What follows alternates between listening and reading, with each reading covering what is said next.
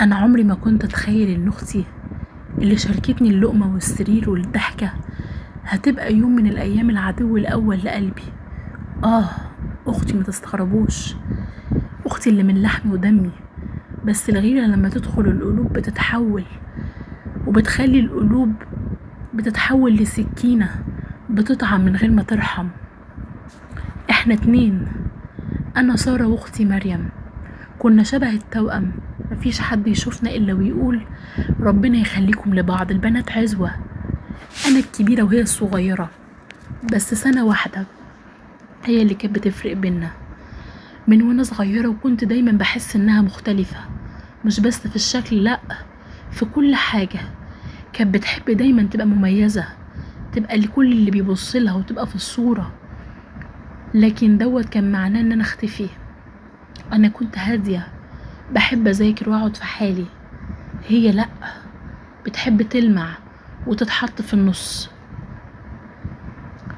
كبرنا ودخلنا الجامعة، وهنا بدأت كل حاجة تتغير. أنا اتعرفت على آدم، شاب محترم ومؤدب، كل البنات كانت بتحلم بيه، بس هو اختارنا أنا. أول ما حكيت لمريم حسيت في عينيها بحاجة مش طبيعية. ضحكت وقالت لي مبروك يا حبيبتي، تستاهلي. بس الضحكة دي كانت ناقصة ووراها نار.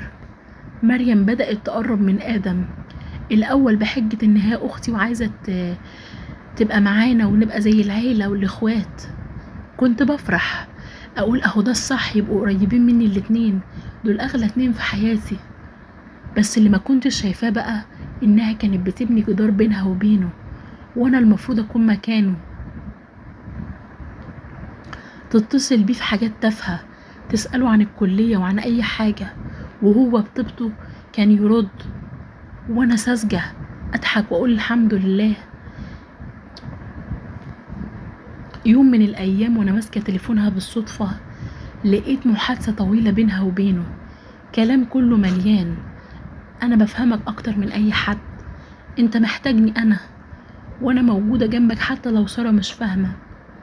الصدمة دي خلت إيدي تسقع. أختي اللي أكلنا من طبق واحد. وأكتر جملة قتلتني لما لقيتها كاتبة أحيانا بحس إنك أقرب لي من سارة.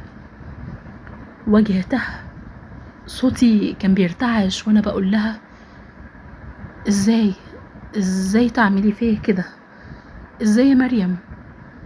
بصت لي ببرود وقالت لي أنا ما عملتش حاجة، هو اللي لقى فيا اللي ناقصه فيكي واللي ناقصه معاكي. حسيت إن السكينة غرزت فيها، مش بس أخدت الراجل اللي بحبه، لأ، دي بكلمها قالت لي انتي مش كفاية. العلاقة وقعت. آدم سابني، فضل معاها شوية وبعدين اكتشف ان اللي بيغدر مرة بيغدر 1000 مرة، وسابها هي كمان. لكن انا فضلت مكسورة، مش من آدم بس، لكن من اختي اكتر. عارفة يعني ايه اصعب حاجة في الدنيا؟ مش ان حد يخونك، لكن ان الخيانة تيجي من جوه بيتك، من اللي مفروض يحميكي. النهاردة انا ومريم عايشين في نفس البيت، لكن مفيش كلمة بينا، حتى السلام بقى ناشف. انا بقيت فاهمة ان الغيرة لما بتدخل القلب بتاكل الرحمة. واختي لما كانت في اليوم من الايام اقرب انسانة ليا بقت ذكرى مؤلمة، كل ما بفتكرها بتألم. احنا مش دايما بنهزم وبنتهزم من الغرب، ساعات الهزيمة دي بتيجي من اقرب الناس، والطعنة لما تيجي من نفس الايد اللي كنا ماسكينها واحنا بنمشي في عز ضلمة.